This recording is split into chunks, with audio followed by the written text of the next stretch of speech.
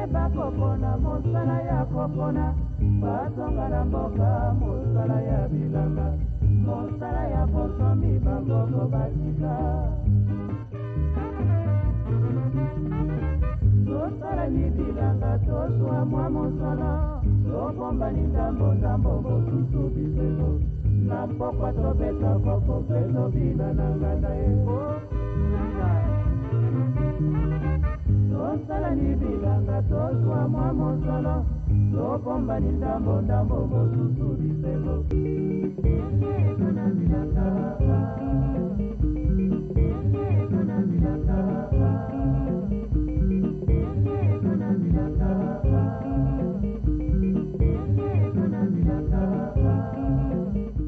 Bonjour chers téléspectateurs, bienvenue à votre émission Retour à la Terre.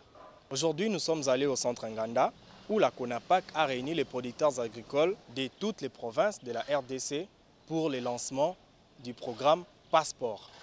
Passeport qui veut dire programme d'appui à la structuration, au plaidoyer et à la professionnalisation des producteurs agricoles familiaux organisés en RDC. Cette rencontre se passe dans un contexte assez particulier où l'Assemblée nationale examine la loi portant principes fondamentaux relatifs au secteur agricole pour la modifier. Nous allons écouter les réactions ainsi que les actions que les participants mènent dans leurs provinces respectives. Suivez.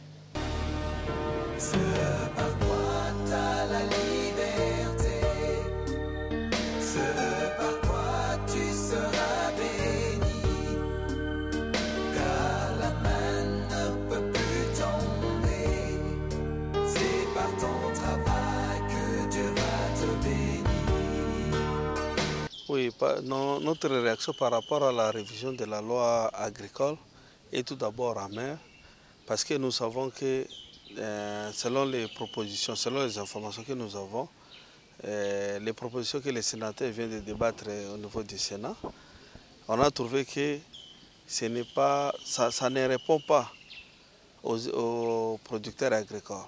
Je peux te donner un exemple. Si tu regardes leurs propositions, dans la proposition, l'alinéa C et 2, ça ne favorise pas le petit producteur agricole parce qu'on demande à ce que tu puisses avoir des moyens pour accéder à la terre. C'est-à-dire vous pouvez avoir des moyens au niveau de la banque. Or, nous tous nous savons que nos producteurs agricoles n'ont pas assez de moyens. Deuxièmement aussi, c'est contre le climat des affaires. Parce que cette loi aussi exclut une catégorie de gens de notre pays. C'est ce que nous disons que cette loi ne nous permet pas. De deux aussi, nous pouvons aller au niveau des financements du secteur agricole. Là, on a dit qu'il y a un Fonds national de développement agricole. Mais la façon dont on a présenté les articles 57 prouve assez que même cet argent, on peut créer cette banque ou bien on peut mettre ces fonds. Mais pour accéder à ces fonds, ça va créer encore d'autres problèmes. Et à cela aussi, ça montre la suffisance. On exclut encore les petits exploitants agricoles. Or, ce qui nourrit aujourd'hui le Congo, ce sont ces petits exploitants agricoles. Et c'est la majorité aussi de la population de la RDC. Surtout quand on analyse cette loi, on constate par exemple qu'il y a des articles sur lesquels il y a un amendement porté par le Sénat. Mais dans tous les amendements, l'agriculture familiale n'est pas favorisée. Parce que notre pays vit de l'agriculture familiale à 70%. Parce que toute la population congolaise est à 70% rurale. Et c'est nous qui produisons ce que nous mangeons, ce que nous donnons à ceux qui sont dans nos villes. Mais maintenant, l'agriculture des grands, c'est celle qui est favorisée, pendant que nous, les petits producteurs agricoles, rien ne nous favorise. Parce que quand on voit les terres des communautés, quand on voit l'agriculture familiale, toutes ces lois ne les favorisent pas. Mais maintenant, nous allons vers quoi? Tout le monde sait que depuis bien longtemps, l'agriculture pratiquée par les grands, par la FEC, parce que ce sont les grands qui sont dans l'agriculture, ils ne font que s'accaparer des terres. Mais quelle est la production? Parce que si réellement ils produisaient, on verrait que le Congo était nourri par les Congolais. mais nous sommes nourris par l'extérieur parce que l'agriculture familiale a été négligée, parce que les campagnes agricoles ont été négligées. Et cette loi, depuis qu'on l'a promulguée en 2011, on n'a jamais mis en place les mesures d'application de cette loi. Pendant que nous nous battons pour l'accélération des traitements des mesures d'application de la loi, nous apprenons qu'ils ont un projet de modification de la même loi. En tout cas, pour nous, trouvons que c'est vraiment un jeu qu'on ne sait pas comprendre. Et pour nous, parce que cette loi qui est notre Bible, qu'on ne sait même pas utiliser, parce qu'elle manque les mesures d'application. Et quand on les modifie, ils se basent sur quoi? On va maintenant libéraliser l'achat de la terre par tout le monde. C'est-à-dire qu'on va nous arracher même le peu que nous avons. Nous voyons partout dans notre pays, il y a des grandes concessions où il n'y a que les noms et les panneaux qui sont mis là-bas, mais qui ne sont pas qui ne sont pas utilisés. Mais maintenant, quand il y aura toujours les gens qui vont se faire des grands morceaux de terre et récupérer même le peu que nous avons. Ce processus de la mise en route ou de la mise en place de cette loi qui jusque-là manque encore de mesures d'application, n'est pas encore abouti et curieusement on vient de nous court-circuiter avec encore une nouvelle modification qu'on n'arrive pas encore à bien tenir les tenants et les aboutissants. Donc nous estimons que le temps n'est pas encore là pour pouvoir modifier cette loi et plus spécialement les articles 16 et 82 de cette loi.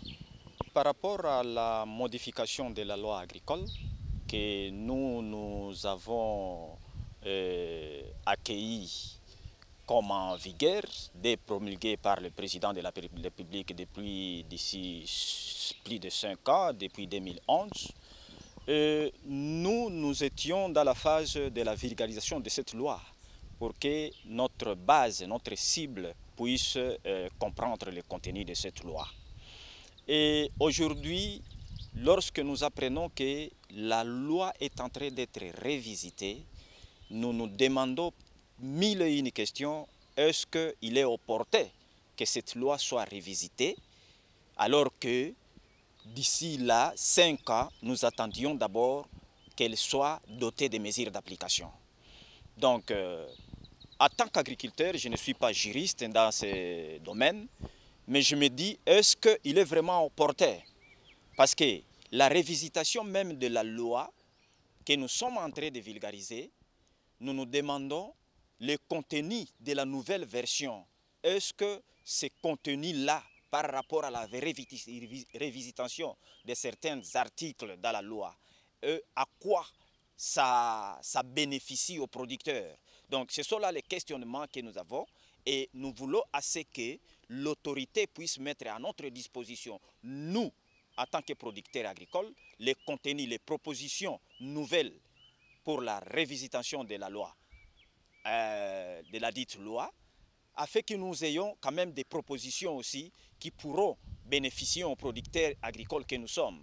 Donc si cela n'est pas fait par le gouvernement, il y a l'adage qui dit « ce qui est fait sans moi », cela veut dire que c'est contre moi. Donc nous voulons assez que nous soyons impliqués suffisamment dans la révisitation pour que nous ayons aussi un espace de proposition. Donc faire en ce que nous envoyons, nous donnons nos propositions, nous contribuons à la révisitation même de la loi. À la modification, comme ce que vous venez de dire, nous devons seulement lancer un message auprès des parlementaires, au Parlement, donc qu'ils comprennent que la terre, ce sont les paysans qui ont besoin de cette terre. Les agriculteurs familiaux ont besoin de travailler la terre. Donc il y a lieu vraiment de penser à ces paysans. Parce que sans la terre, nous ne pouvons pas être appelés paysans. Nous ne pouvons pas exercer ce que nous pouvons faire.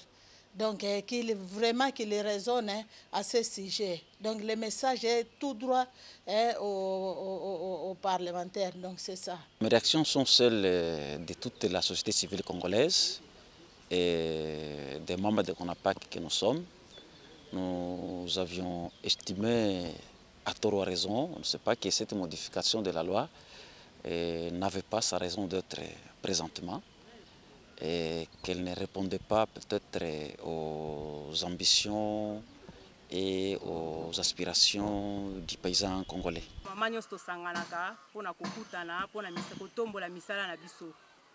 La fois passée, tomekai kolobela mingi likambo ya gérance. Ndenge mama ko iko mikamba na musala aza kosala. Po tosangani ba mama ya bilanga bazali, ba mama o batekaka, ba mama o basala mutu na mutazana musala songolo pakala sala kana kati ya association na biso. Alors a toyaka kopesa na toli lolenge ya kosala musala. Nebike mingi balonaka. Na kolona atekaka biloko na ye koli ateki fo na ye. Quelles sont les actions ou les plaidoyers que vous menez dans votre province? Bon, les actions de plaidoyer, surtout par rapport à cette loi agricole, il y a tout ce qui est vulgarisation, parce que vous savez que l'Équateur, c'est une grande province, qu'il fallait aller dans les fins fonds et que jusqu'il y a des couches de la population, notamment les producteurs agricoles, qui ne sont pas encore, qui ne comprennent pas suffisamment encore cette loi, et que nous sommes en train de faire un travail de vulgarisation par rapport à cette loi et aussi même en langue nationale. Grâce à la CONAPAC, il y a tout un travail qui est maintenant mis en chantier, donc là le cadre de la vulgarisation de la loi et aussi de pouvoir faire des cadres de concertation avec les autorités attitrées dans le secteur agricole, afin qu'ensemble nous puissions avoir la même compréhension et pour beaucoup plus une implication de tous dans le travail donc, dans cette loi qui concerne l'agriculture du secteur agricole. Jusque-là, il n'y a aucune action qui est menée, mais nous savons que nous avons, particulièrement dans ma province de Tanganyika, un chef du gouvernement provincial, un gouverneur qui est un homme de progrès. Et c'est à la même autorité que nous allons retourner pour présenter notre cahier de charges, pour présenter nos desiderata et demander à ce que, si moyen il y a, que cette loi soit modifiée et conçue selon les aspirations des paysans congolais qui, en principe, ils ont estimé qu'ils ne se retrouvent pas dans cette loi là-bas. Voilà, parce que c'est une négociation, c'est de l'autorité. Et dans le cadre des plaidoyers, dans le cadre d'échanges, nous sommes convaincus que nous parviendrons quand même à trouver un terrain d'entente. Mais au niveau de notre province, on luttait d'abord pour sensibiliser et distribuer cette loi aux paysans. Et on a même déjà fait la traduction de cette loi en langue, dans toutes les langues. Chez nous aussi, on l'a fait dans notre langue. Donc, nous sommes encore en train de distribuer, de distribuer et faire comprendre aux paysans qui sont analphabètes. Il faut d'abord les faire comprendre l'importance de la loi, pourquoi nous devons avoir la loi. Pendant que nous sommes en train de faire ça, c'est ça les plaidoyers que nous sommes en train de faire. Voilà que pendant que nous sommes en train de faire ces plaidoyers, de comprendre l'importance de la loi, d'amener les paysans à plaider maintenant pour que les mesures d'application soient mises en application. Et nous avons même déjà fait tout un plaidoyer où on a écrit qui est amené maintenant au niveau national pour demander vraiment qu'on accélère la mise en place de ces mesures d'application qui sont déjà là. Parce qu'il y a eu une commission de mise en place des mesures d'application et les mesures d'application sont là, mais nous demandons que ça soit mis en application. Nous avons suivi tous ensemble la modification de la loi agricole, l'adoption d'ailleurs par le Sénat. Et puis, nous avons analysé, nous avons ressorti les faiblesses qui sont liées à cette loi. Et puis, en synergie avec les autres membres de la Confédération nationale des producteurs agricoles du Congo, nous avons fait une déclaration auquel nous avons signé. Cette déclaration a un certain contenu.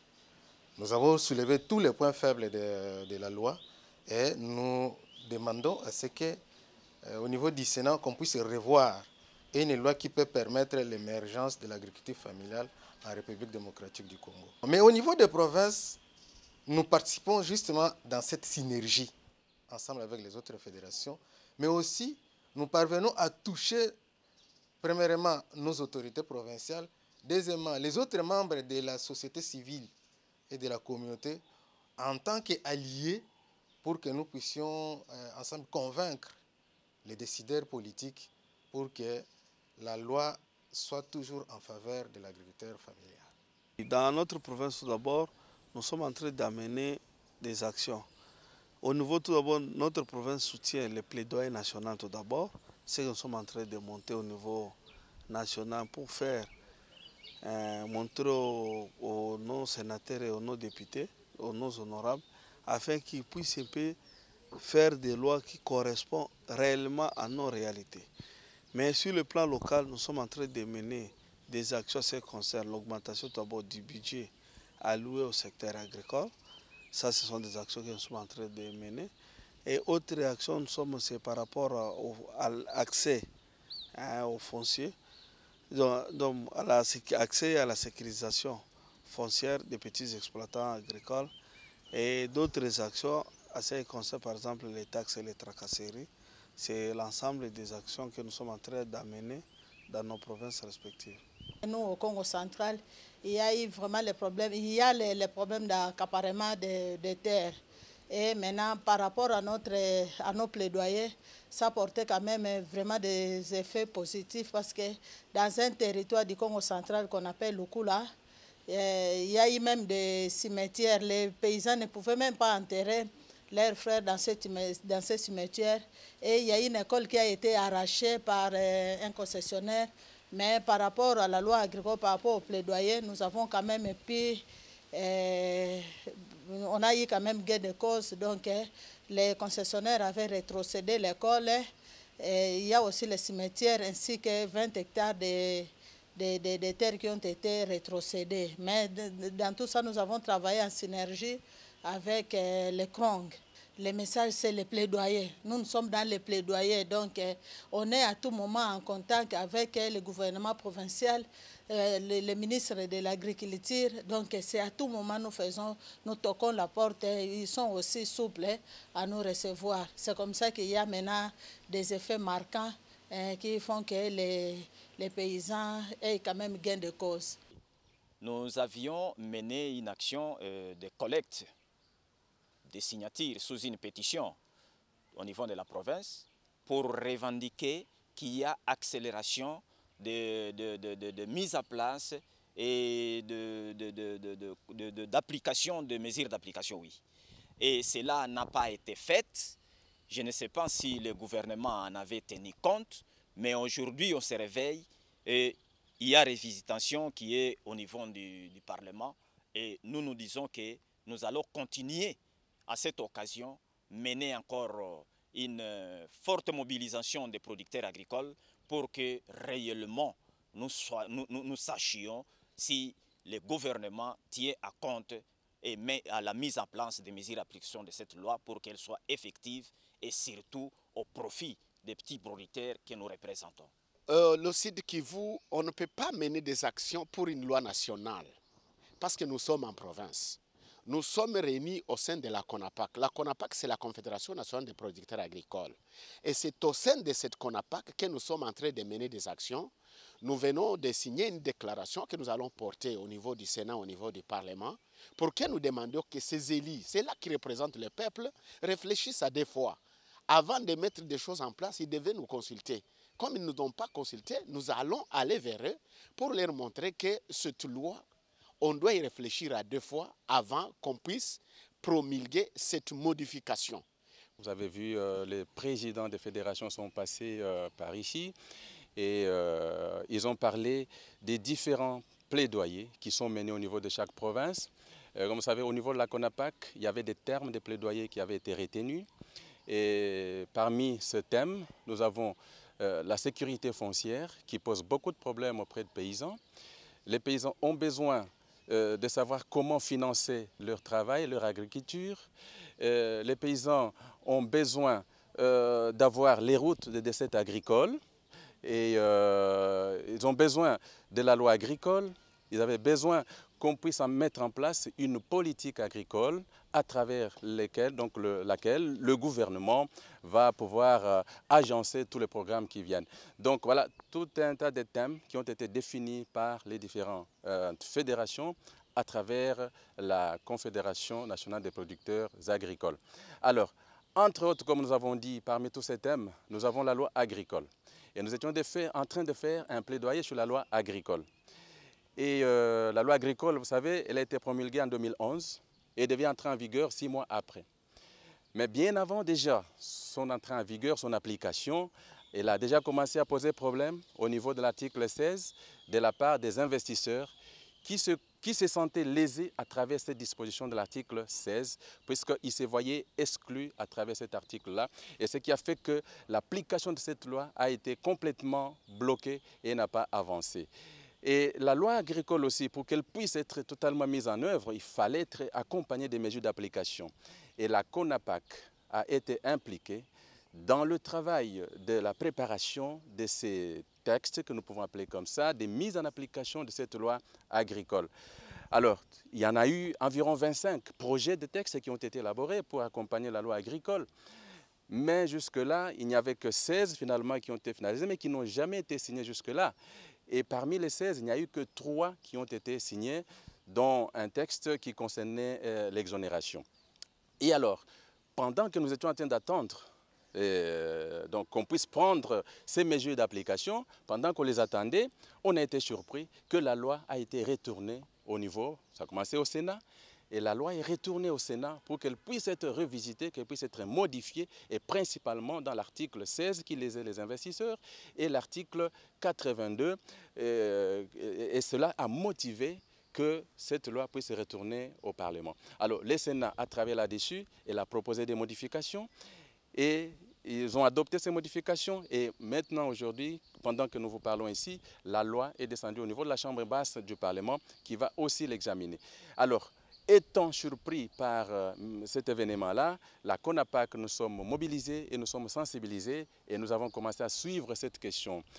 Et comme action que nous avons commencé à mener jusqu'à ce jour, nous avons organisé d'abord une journée de réflexion pour que nous puissions analyser toutes ces modifications qui ont été apportées à la loi et que nous puissions voir en tout cela, est-ce que les intérêts des paysans, puisque nous battons pour les intérêts du petit producteur et nous défendons l'agriculture familiale, raison pour laquelle donc, nous nous battons pour que le gouvernement puisse appuyer cette agriculture familiale. Et alors, nous devons examiner ces modifications-là si elles ne vont pas léser les intérêts et les droits des communautés locales. Et surtout en matière du foncier, puisque l'article 16 a trait aussi au foncier, c'est l'accès au foncier.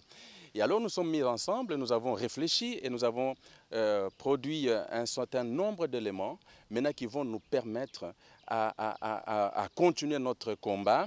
Et notre combat, nous allons aller jusqu'au niveau des parlementaires. Nous sommes déjà ici en train de sensibiliser nos représentants qui sont au Parlement et qu'ils puissent tenir compte des éléments que nous allons leur apporter pour qu'ils puissent voir comment est-ce qu'ils doivent en tenir compte lorsqu'ils vont débattre la loi au niveau maintenant du Parlement. Donc voilà le travail que nous sommes en train de faire maintenant. Et tout de suite après, nous allons mettre en place une cellule de plaidoyer. Donc cette cellule va se charger de suivre maintenant tous ces débats au niveau du Parlement. Et donc nous avons produit une déclaration qui montre notre position par rapport à toutes ces modifications et cette déclaration qui vient d'être signée par les paysans qui sont venus de toutes les provinces qui ont été réunis dans le cadre ici de l'atelier de lancement du projet Passeport que nous avons. Et tous ces délégués se sont mis ensemble et ils ont signé cette note, cette déclaration. Et voilà cette déclaration que nous allons déposer maintenant auprès de nos représentants, les députés, pour qu'ils puissent tenir compte des desiderata formulés par les paysans à travers cette note et cette déclaration-là. Et donc voilà. Comme action que nous sommes en train de mener maintenant, nous nous focalisons maintenant sur la loi agricole, bien que nous avons d'autres thématiques que nous avons citées là. Êtes-vous sûr que ces actions seront efficaces? D'emblée, on ne peut pas dire ça à l'avance, mais nous nous battons, c'est un combat. Un combat, tu ne peux pas dire que moi je vais le gagner ou je vais le perdre, mais on s'engage dans un combat avec une détermination de le gagner. Et nous espérons que les honorables députés qui nous écoutent, qui sont le représentant de ces petits producteurs agricoles, qu'ils puissent regarder et qu'ils puissent entendre ce cri qui est lancé par ces petits producteurs, afin que lorsqu'ils vont analyser cette loi-là, qu'ils puissent tenir compte de ces déclarations que nous avons faites à leur endroit. Puisque d'ici là, nous irons leur déposer cette déclaration que nous avons prise à ce niveau ici. Nous sommes sûrs que comme ils sont représentants des paysans, et de la population de façon générale, nous croyons qu'ils auront l'oreille attentive à notre cri. Chers téléspectateurs, nous sommes arrivés à la fin de notre émission. Retenez quand même que la CONAPAC est la Confédération nationale des producteurs agricoles du Congo. Elle a pour mission la défense des intérêts et des droits des producteurs agricoles du Congo. Son credo est « L'agriculture familiale peut nourrir le Congo si elle est soutenue ». Quant à moi, je vous dis au revoir. Suivez-nous la semaine prochaine.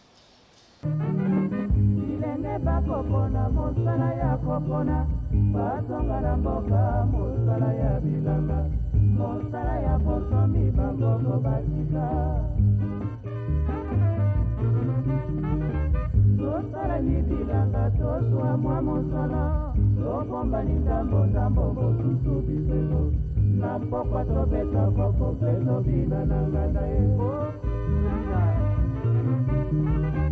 tosala nibilanga toswa mwa mosolo tobomba ndambo mosusu bisengo